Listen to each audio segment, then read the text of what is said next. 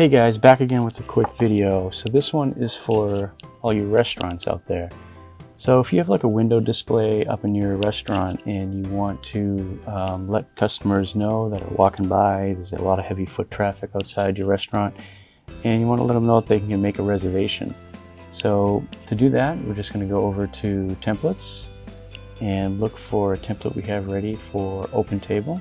So if your restaurant's an OpenTable, this is perfect for you. Okay, once you have that template added to your story, you can see it down here.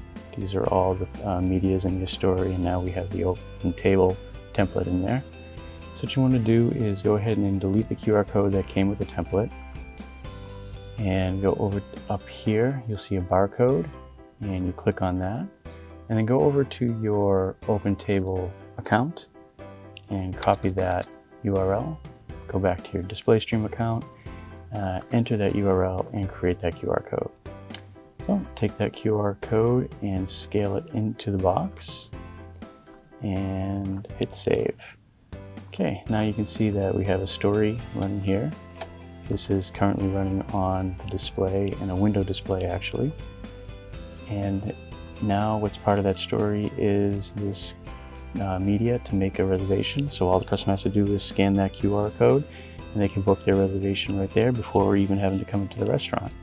So in order to get that up on your display, since this story is already broadcasting, just go over here to broadcast and click rebroadcast. And there you go. Now this story is updated and broadcasting on your display, and it's including your OpenTable Make a Reservation. Well, I hope this demo was helpful, and thank you for using Display.Stream.